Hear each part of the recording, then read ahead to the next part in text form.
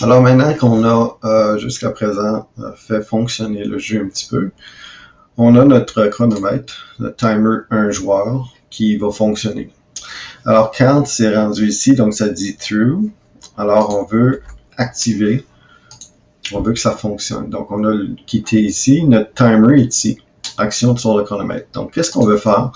Le chronomètre, c'est comme une montre qui fait tic, tic, tic, comme les anciennes montres qu'on entendait, mais là, c'est électronique, mais ça se fait quand même. Alors ici, on veut faire augmenter le chronomètre. Donc, augmentation du chronomètre. Même s'il n'y a pas de vrai chronomètre qui s'affiche sur l'écran, on a quand même un genre de chronomètre qui est calculé pour faire le mouvement de la balle, puis le mouvement des palettes selon qu'est-ce qu'on appuie comme touche. Donc, il y a un mouvement qui se fait à chaque tic du chronomètre. Puis, on a dit ici dans le chronomètre, quand on a déclaré le tic, on voit que ce qui est en gris, c'est qu'on s'en est pas servi encore. Le BTE tic, BTE veut dire que tu vas jusqu'à 127. Tu peux pas aller plus haut que 127. Donc, si à chaque fois qu'il y a un tic, quand il va être rendu à 127, il y a quelque chose qui va faire qui fonctionnera pas. Donc, qu'est-ce qu'il faut faire? C'est lorsque le tic va augmenter, s'il dépasse 60, comme 60 secondes, il faut le remettre à 0. Donc, il faut qu'on fait on fait un if, donc si, if le BTE, donc BTE tic, on voit le BTE tic ici, s'il est plus petit, donc il faut que tu mettes plus petit ou égal, donc c'était plus petit puis le signe égal, plus petit ou égal à 60, donc s'il est plus petit que 60, alors then, alors tu veux le faire, tu peux te rendre jusqu'à 60, mais tu peux le augmenter. Ça veut dire que BTE tic va être égal à BTE tic plus 1. On aurait pu utiliser une option qui dit BTE tic plus plus, qui veut dire qu'on augmente de 1. Ici, on peut mettre plus petit, tant qu'il est plus petit que 60. Ça veut dire que là, il va le faire, il va être rendu à 60. Et puis, s'il dépasse le 60, donc s'il dépasse, on va mettre ici ce qu'on appelle un else. Donc, else, entrée. Puis là, tu dis, OK, s'il est dépassé le 60, qu'est-ce qu'on va faire? On va dire que BTE tic, il est revenu à 0. Donc, s'il dépasse le 60, on le remet à 0. Comme ça, le chronomètre ne fera pas une erreur. Donc, une erreur de programmation. Tu ne veux pas que ça arrive. Alors, dans ce cas ici, alors voici, qu'est-ce que tu veux qu'il fasse? Donc, il va augmenter le chronomètre. Alors, l'augmentation du chronomètre, ça, c'est une des choses. Alors ici, maintenant, qu'est-ce qu'on veut faire? Quand le chronomètre commence, qu'est-ce qu'on veut lui dire? Okay, qu'est-ce que tu dois faire à chaque tic du chronomètre? Là, on va faire avancer la balle.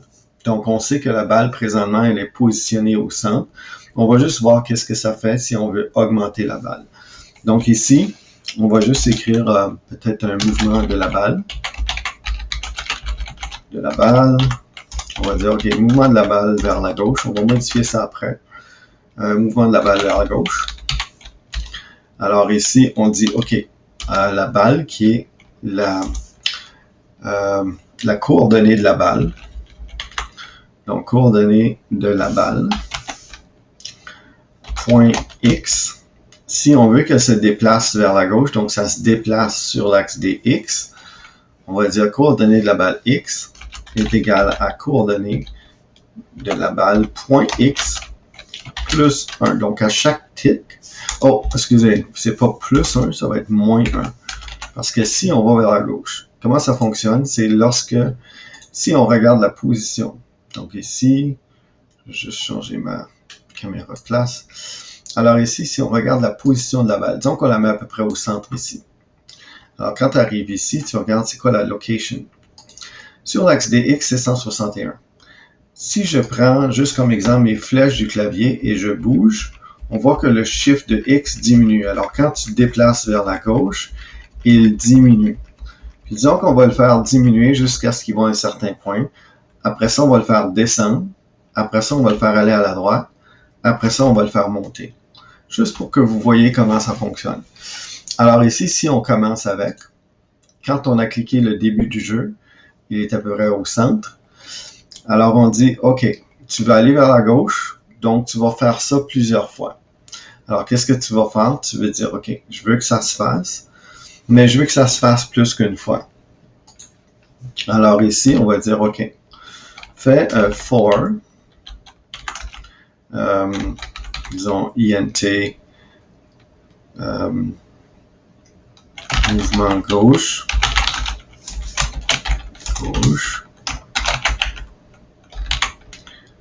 égale 1, 2, disons qu'on veut que ça aille 10. Puis quand on fait Enter, ça nous donne un next. On va prendre ce qu'on vient de faire. On va faire ça ici. On va le placer là. Donc, c'est juste un exemple. Donc, pour commencer, on dit, OK, on veut que la balle s'en aille vers la gauche. Qu'est-ce qu'on fait vers la gauche? On va le faire 10 fois. Donc, il va bouger 10 fois. Puis ensuite, on va juste voir qu'est-ce que ça fait. Donc, si on enregistre ça, on génère la solution. Puis là, on va regarder. On va cliquer « Démarrer ». Là, on fait « Début du jeu ». Il va se placer au centre.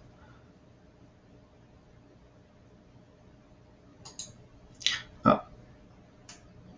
Je vais juste quitter. Parce qu'ici, j'ai dit « OK, la coordonnée est ça », mais je n'ai pas repositionné mon image. Alors, qu'est-ce que je veux faire? Au lieu de le faire mouvement for, je dois dire « OK ».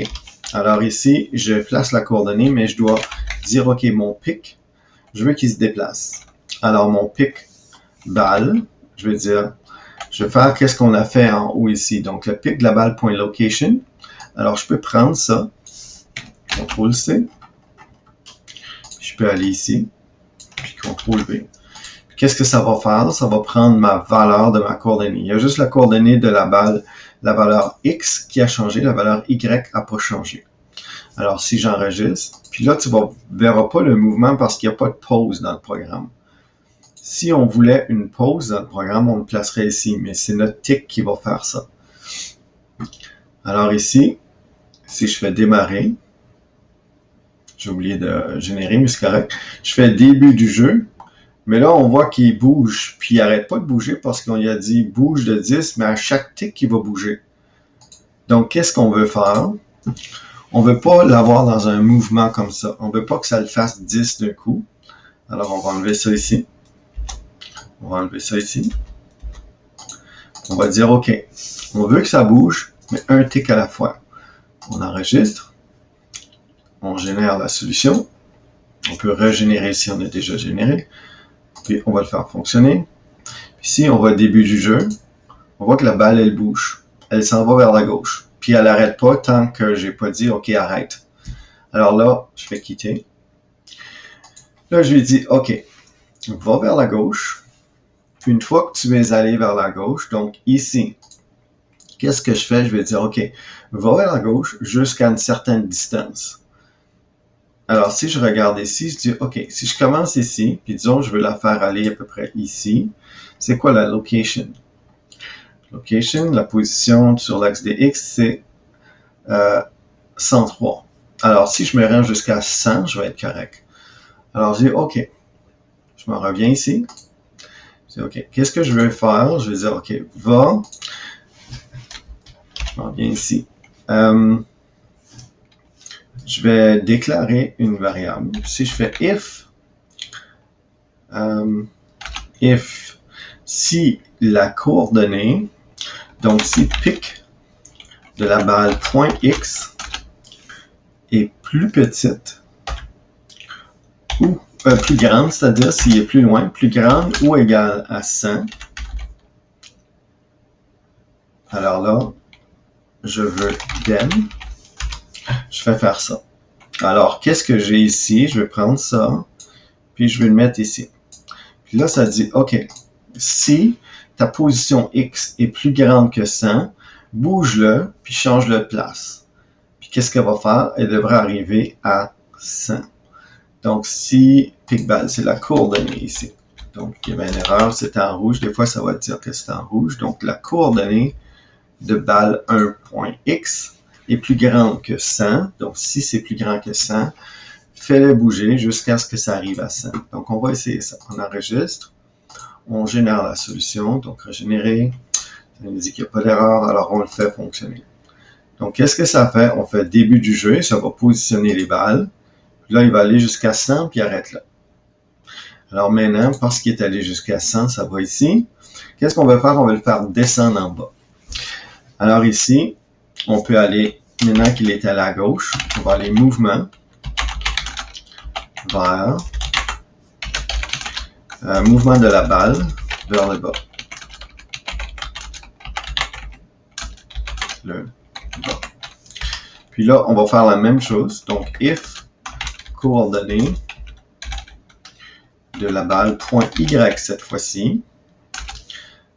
Si c'est plus grand, alors la coordonnée point Y, on va dire si c'est plus petit, je vais vous expliquer après dans une seconde. Donc point Y, si c'est plus petit que 200, then, on va aller voir c'est quoi la valeur, then, voici ce qu'on veut lui faire faire. On va juste vérifier c'est quoi la valeur. Alors, présentement, disons qu'il est ici. Et puis là, la position Y, location, disons que c'est parce que le 0 est ici en haut. Puis là, ça dit position X est 27 à cause de la barre de menu. Puis quand on descend, si on prend les flèches du clavier, on voit que la valeur de Y augmente. Donc, si on dit, OK, on veut que ça aille jusqu'à ce qu'il soit rendu peut-être à 200, on peut aller jusqu'à 250. 200, voilà, 250. Donc, 250, ça va être correct. Alors, tant que la valeur est plus petite que 250, alors si la valeur est plus petite que 250, on lui dit OK. On lui dit la coordonnée de la balle, point Y, on veut la faire augmenter. Égale la coordonnée de la balle, point Y, plus 1. On le fait augmenter de 1. Puis, on doit la repositionner. Donc, on peut prendre ça ici, puis la repositionner. Là, maintenant, ça ne le fera pas dans ce cas ici parce que ça va aller dans deux sens. Ça va le faire déplacer à gauche et à droite. On peut l'essayer, vous allez voir. Donc ici, si j'enregistre, je régénère. Donc, parce que ça va faire les deux, ça va aller vers la gauche et ça va descendre. Alors, qu'est-ce qui arrive si je fais début du jeu? Donc, ça descend. Puis, c'est allé jusqu'à 200, puis ça continue à descendre, mais dans l'autre sens. Alors, qu'est-ce qui arrive? C'est que les deux, vous voyez que ça descend. Donc, quand je clique début, ça descend et ça positionne.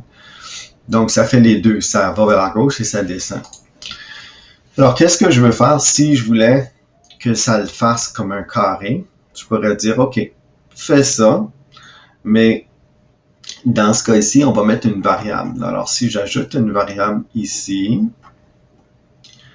c'est tick. Je pense que je l'ai ajouté.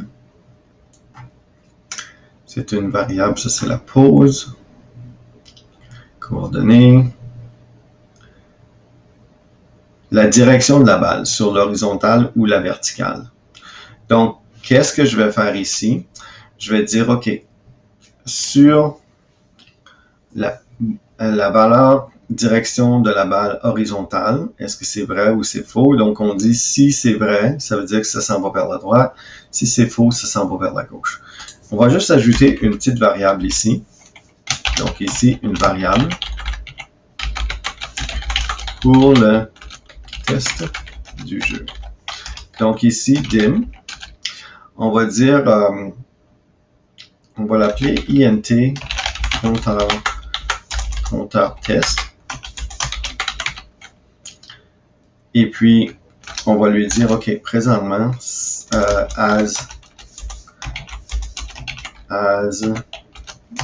byte. Puis vraiment, on n'a pas besoin de int, on peut dire btr parce qu'on n'aura pas besoin de beaucoup de chiffres. As byte.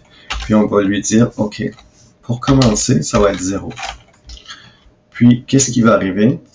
Ça veut dire que Et on va dire, si on dit, je vais le placer ici, tiens. Ici. Donc 0, si on dit 0 égale aucun mouvement, si on dit 1, on dit OK, mouvement vers la gauche.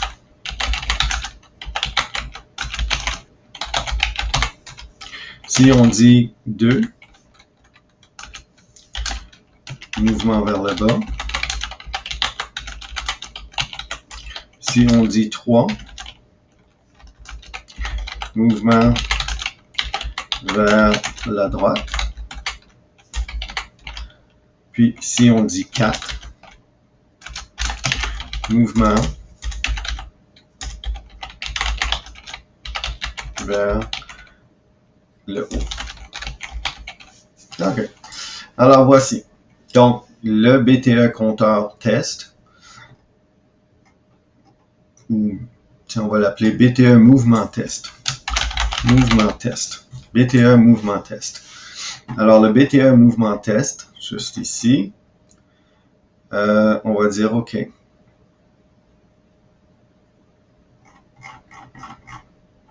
On va lui donner une valeur de 1 pour tout de suite. Et on va lui dire OK, c'est 1. Donc, si c'est 1, tu vas vers la gauche.